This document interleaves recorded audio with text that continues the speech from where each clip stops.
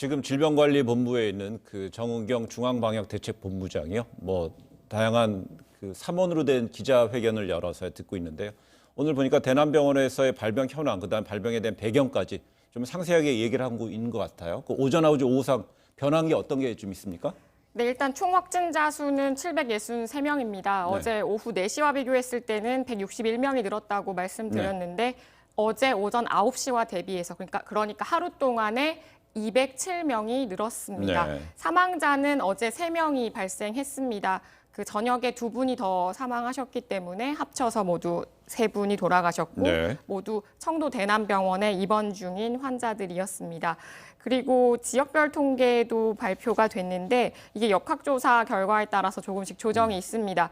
대구에서 442명, 그리고 경북에서 186분이 발생을 했습니다. 네. 부산에서는 17명이 발생을 했습니다. 대구와 경북 지역을 합치면 사실상 거의 80% 정도 전체 확진자 수의 80% 정도에 해당합니다. 그리고 그 신천지 대구교회 관련 환자가 456명입니다. 조금 조정이 있었는데 전체 확진자의 60% 정도에 해당합니다. 네. 그리고 대남병원 관련자 역시 그 조금 조정이 있었습니다. 113명입니다. 14.8%에 해당합니다. 네. 신천지 대구교회 관련자와 대남병원 관련자를 합하면 75% 정도에 달합니다. 그리고 환자 상태 관련해서도 좀 전달이 있었는데요. 네. 지금 중증 상태에서 산소 치료를 받고 있는 분이 14분 정도 된다고 했습니다. 그리고 2분 정도는 좀 위중하다고 했습니다. 상태를 좀 지켜봐야 할 것 네. 같고요. 오늘부로 격리가 해제되는 분들이 있습니다. 확진자 분들인데 어쨌든 치료를 잘 마치고 퇴원하는 분들입니다. 9번, 13번, 15번, 20번 네 분이 격리 해제가 됩니다. 네. 그래요. 네. 그 정 교수님. 네. 지금 보니까 대남병원에서요. 그 발병이 대략 한 2월 15일 정도부터 이제 본격화됐다고 그러잖아요. 네. 근데 그 사이에 그 너무 짧은 시간에 그 확진자가 사망으로까지 이어졌습니다. 네. 사실 그 대남병원의 경우에는 폐쇄병동이고 예. 그 병동에 있는 분들이 다 정신질환자로서 많게는 뭐 20년 이상 예. 이렇게 입원 진료를 받고 있는 분들이라서 네. 기본적으로 면역력이 좀 저하가 돼 있고 전체적으로도 많이 쇠약해져 있는 그런 상태라고 얘기 들었습니다. 예. 그리고 또 이 감염 이후에 네. 사실상 그 이 치료가 전혀 이루어지지 않는 그런 방기된 상태에서 기간이 지나면서 쉽게 중증으로 진행된 상태였고요. 네. 그 진행이 이미 된 상태에서 확진 판정을 받고 뒤늦게 치료가 이루어지다 보니까 네. 중증 질환으로 진행된 사람들에 대한 어떤 치료 성과가 그렇게 좋지 않은 그런 결과를 보여주고 있는 것 같습니다. 예. 그래서 이 환자들은 사실상 초기에 진단을 해서 격리하고 바로 또 치료가 이루어지면은 그 우리 초기에 봤던 것처럼 네. 좋은 치료 결과를 얻을 수 있다. 근데 그렇지 않은 경우에는 우리가 원하는 결과를 얻을 수가 없다. 그렇게 보시면 좋을 것 같습니다. 그렇게 된 면역력이 약화되어 있는 측면도 있고요. 네, 또한 그렇습니다. 그동안에 좀 그 언론에서 진단을 해봤던 그 네. 대남병원의 내부에 밀폐된 구조라든지 그런 환경적 요인도 좀 작용을 했다고 봐야겠나요? 그런 환경적인 요인이 작용을 해서 네. 많은 환자를 만들었고요. 네. 그 환자들이 초기에 그대로 방치가 되면서 질환이 좀 더 진행이 되고 네. 뒤늦게 이제 치료가 이루어지니까 사실상 폐렴이 상당 부분 진행된 상태였다. 네. 그래서 치료 결과가 좋은 결과를 얻지 못한다. 그렇게 보시면 되겠습니다. 그럼 지금 상황에 이제 박유미 기자가 지금 이제 발생 확진자 현황 등을 이제 상세히 말씀했는데요. 네. 그 지적을 했는데 그렇다면 지금 상황에서 이 전문가들은 이번 주 혹은 뭐 일주일 상관으로 해서 그 확산세가 꺾일 골든타임 네. 이야기를 하지 않습니까? 네, 네. 어떻게 볼 수 있겠습니까? 일단 그 31번 네. 환자로부터 발생된 집단 감염 사례, 네. 그래서 대구 신천지교회, 네. 그리고 또 그 과정에서 확인된 청도 대남병원 사례. 네. 일단 청도 대남병원의 경우에는 어느 정도 환자의 추가 발생 양상은 좀 그 진정세로 좀 접어드는 것 같습니다. 네. 반면에 대구 신천지 교회 경우에는 워낙 그 접촉 인구가 많았고 네. 현재까지도 검사가 계속해서 이루어지고 있고 또 현재 그 이 조사를 받는 사람들 중에서도 1,000명 이상이 지금 증상이 있는 분들인 것을 비춰봤을 때 예. 청도 대남병원의 추가적인 환자 발생 양상은 진정이 되고 반면에 대구 신천지 교회를 중심으로 한 그 최종 그 이 환자 발생은 증가되고 있다. 그리고 예. 특히 이 문제는 이 신천지 교회를 찾아갔던 사람들이 또 다른 지역으로 가서 네. 그 다른 지역에서 또 종교 활동을 하고 또 다른 접촉자를 만들었기 때문에 지금 이 양상은 제2의 제3의 또 집단 감염이 우려가 될 상황이 있다. 네. 그래서 이것들이 가라앉는 시기가 이제 바로 금주 정도로 보고 있는 겁니다. 네. 그래서 금주 정도에 어느 정도 상황이 진정이 되면 이 상황이 조금은 좀 진정세로 접어들 수 있겠다. 그렇게 네. 예측을 하는 겁니다. 박 기자, 지금 집단 감염의 어떤 사례 장소로서 지금 뭐 정은경 본부장도 부산의 온천교회 이야기를 했잖아요. 네. 그 온천교회에서의 어떤 감염 확산세도 좀 주목을 해야 되는 거죠. 네, 조금 전 브리핑에서는 일단 부산 온천교회와 신천지교회와의 연관성은 확인되지 않았다고 밝혔습니다. 네. 온천교회 같은 경우에는 부산에서 발생했던 19세 환자로 인해서 사실은 확인이 됐던 부분인데 아버님이 우한에서 입국한 교민이어서 아버님을 통해서 감염이 됐을 거라고 추정을 하다가 네. 이 환자의 동선을 추적하다 보니 온천교회라는 곳이 있었고 온천교회에서 15일에서 16일 정도의 수련회가 있었다고 합니다. 네. 그래서 온천교회 확진자들이 좀 나왔습니다. 그리고 그 수련회 과정에서의 감염이 있었던 것은 아니냐 일단 그렇게 보고는 있는데 네. 그 방역대책본부의 설명은 아버님을 통해서든 아니면 교회를 통해서든 모든 가능성을 열어놓고 조사를 하고 있다고 했습니다. 네. 그리고 정 교수님, 네. 오늘 정본부장은요, 지금 현재 백신이라든지 진단제 이런 치료 부분에 대해서 전망을 좀 묻는 질문에 네. 진단제, 치료제, 백신 이 부분을 하나의 어떤 줄에 올려놓고서 네. 상당히 주목하는 발언을 했습니다. 네.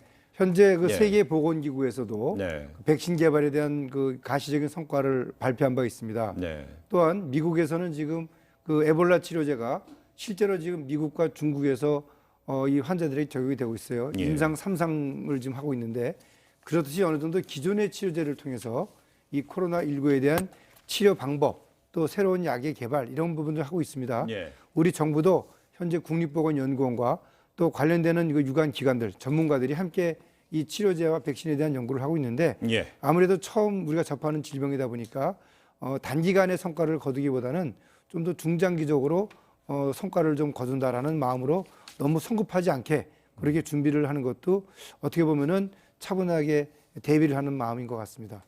네, 저희가 지금 이제 주목이 되는 것이요.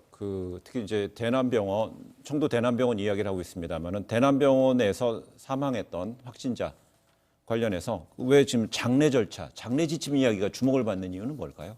장례 지침은 사실 주말에 정부에서 발표를 예. 했는데요. 일단은 감염 우려가 있다고 보고 장사 방법은 화장으로 권고를 했습니다. 네. 먼저 화장을 한 뒤에 장례를 치르라는 얘기입니다. 일단 의료진이 방호복을 입고 시신을 세척해서 정리한 뒤에 이중 밀봉을 해서 화장시설로 이송을 하라는 건데 이게 지금 논란처럼 얘기가 나오고 있는 부분은 경주에서 사망한 40대 사망자의 경우에는 사실은 사망 원인이 명확치가 않았습니다. 네. 교회와의 연결고리나 등등의 것들이 정확히 나오지 않았는데 부검을 하지 못한 채로 사망을 했습니다. 그래서 어제 방역대책본부의 설명은 사망 원인을 찾기 위해서 의무기록 등을 좀 조사를 하고 있다고 했습니다. 사망자 얘기가 나와서 말인데 조금 전에 발표도 있었지만 네. 7명 중에 5명이 청도 대남병원에 네. 입원 중인 환자였지 않습니까?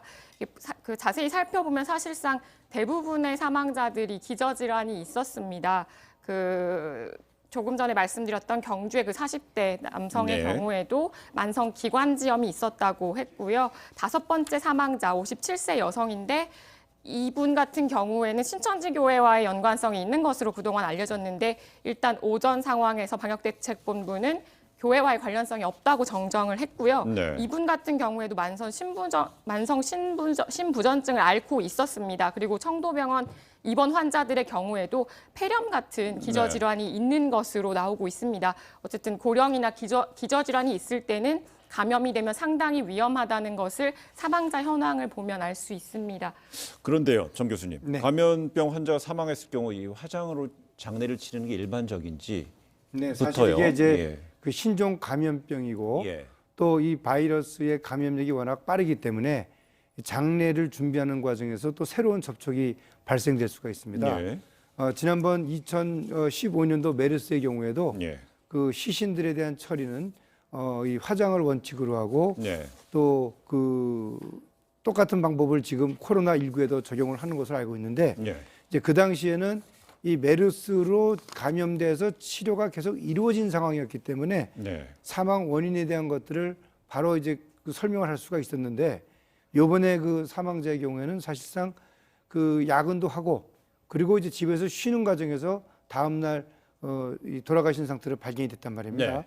그렇다면은 사실 폐렴 증상이 급격히 악화됐다고 한다면은 그 며칠 동안은 폐렴 증상에 의한 상당한 그 이 호흡곤란이라든지 예. 발열 증상 이런 것들이 있었을 텐데 또 그런 부분들은 또 없었다는 것이 의사 선생님의 이야기였습니다. 예. 따라서 그렇다면은 이 소위 말하는 급사죠, 급사, 서든 데스. 네. 이 40대 남성의 돌발적인 사망을 일으킬 만한 다른 기저질환은 있는 것이 아니었나. 네. 혹시 심혈관 질환이라든지 심근경색이라든지 뭐 그런 것들에 대한 것들을 규명할 수 있는 방법은 부검인데 네. 이제 그런 부검 절차가 이루어지지 않았다는 점. 왜냐면은 코로나19 확진 검사에서 양성이 나왔다는 점만으로 아마 경찰 당국에서 화장을 허락을 하고 장례를 치른 것으로 보입니다. 그렇군요. 근데 이런 가운데 또 뭐 군부대라든지 또 소아에서의 또 확진자도 나오고 있는데 당장 뭐 군부대에서도 확진자가 좀 늘어나는 것 같습니다. 네, 국내 확진자가 현재 11명입니다. 네. 육군에서 8명, 해군에서 1명, 공군에서 1명, 해병대에서 1명입니다. 이 중 4명이 부대 내 감염이 의심이 됩니다. 경기도 포천의 한 그 육군 부대 소속 병사들인데 어쨌든 국내 확진자들의 밀접 접촉자로 알려져서 그 부대 내 감염이 좀 우려되는 상황인데요.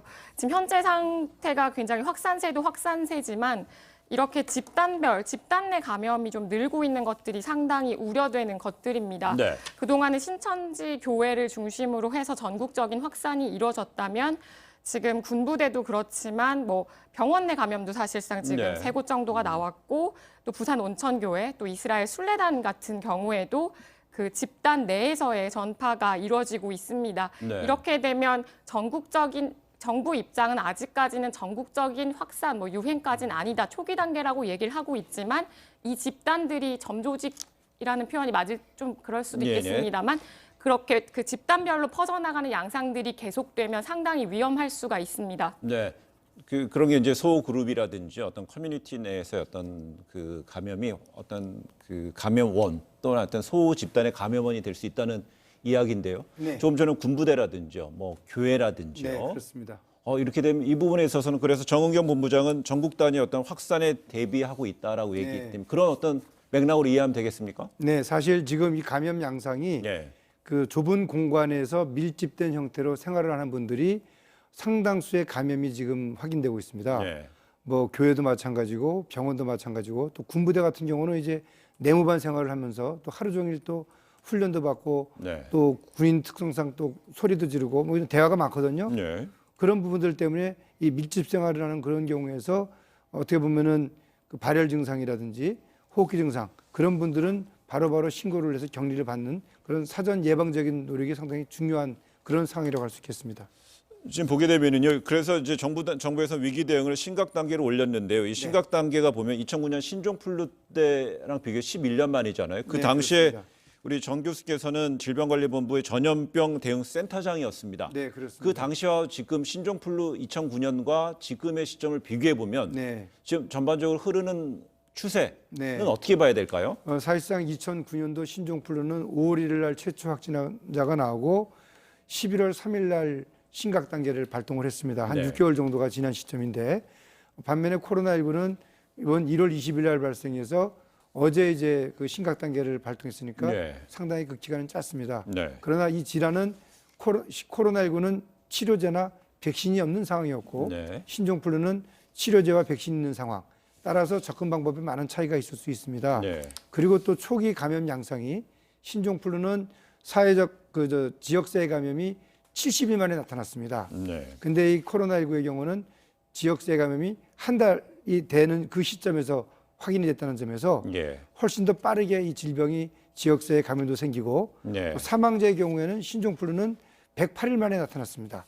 그러니까 5월 1일 첫 환자가 나타나고 8월 15일. 네. 그런데 또 이 사망자 역시도 빠른 속도로 이 코로나19가 나타난 점을 비춰봤을 때 네. 질병의 발병 속도라든지 또는 발병 규모라든지 또는 사망의 어떤 중증도라든지 네. 이런 부분들은 신종플루 당시보다는 훨씬 더 심각하다. 저는 이제 그렇게 보고 있습니다. 예, 그렇기 예. 때문에 심각 단계 발령은 어떤 면에서는 정부가 이런 전문가 의견보다는 좀 늦었지만 그래도 적게 잘 상향 조정을 했다. 그렇게 네. 보고 있습니다.